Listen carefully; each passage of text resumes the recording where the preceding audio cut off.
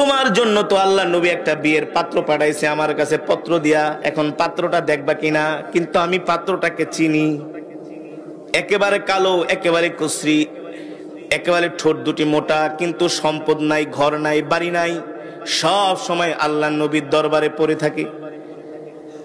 এই পরামর্শ করার জন্য সাহাবী তার কন্যার কাছে আসছে। এইদিকে যখন ঘরের দরজাটা লাগাই দিছে, তাকে নিষেধ করে নাই যে ঘরের থেকে অনুমতি নিয়ে তাকে ঘরে ঢুকতে দিবে, কিন্তু সাহাবী কয় না, আমি কালো মানুষ, গরিব মানুষ, আমার কাছে বিয়ে দিবে না। এই কথা মনে করে কান্না করতে করতে আবার আল্লাহ নবীর বাড়ির দিকে হাঁটা শুরু করছে। যখন এই কন্যার কাছে যায় বাবা জিজ্ঞেস করলেন, মা, আল্লাহ নবী তোমার জন্য একটা পাত্র পাঠাইছে, পত্র দিয়া দেখো তুমি কি করবা। আমি চাই তোমাকে সুন্দর একটা পাত্রের সাথে বিয়ে দিব, যার অনেক সম্পত্তি থাকবে, প্রভাব প্রতিপত্তি থাকবে। দেখে কন্যা কি বলে। এই কথা শোনার পরে আবু আইয়ুব আনসারীর কন্যা বলে, আব্বা আপনি কি বলেন? রাখেন আপনার টাকা পয়সা, বাড়ি গাড়ি, সুন্দর পাত্র, আপনি কি জানেন না এই পত্র লেখা কে পাঠাইছে? যিনি মানবতার মুক্তির দিশারি, রহমাতুল লিল আলামিন, ঠিক কিনা বলেন?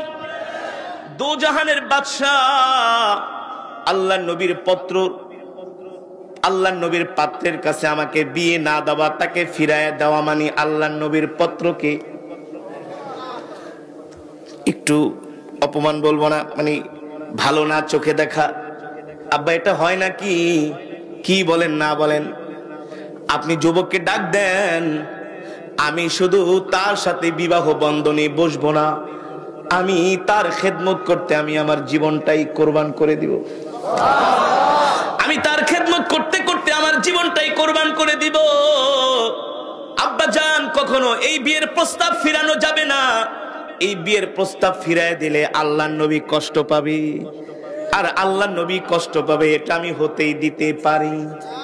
আর যে মহিলারা বলে, মেয়েরা বলে আমরা দাড়িওয়ালা পুরুষ পছন্দ করি না, ওর ঈমান আছে নাকি, ওর সাথে বিয়ে করাই জায়েজ নাই, হারাম হারাম হারাম, ঠিক কি না বলেন? যে রাসূলের সুন্নাতকে অবজ্ঞা করবে, অবজ্ঞা করবে, যে রাসূলের সুন্নতের দিকে বাঁকা দৃষ্টি তাকাবে, আল্লাহর কসম করে বলি ওর ঈমান থাকবে না। সাবধান, খুব সচেতন হতে হবে, খুব সাবধান হতে হবে। যা মন চায় তাই বলা।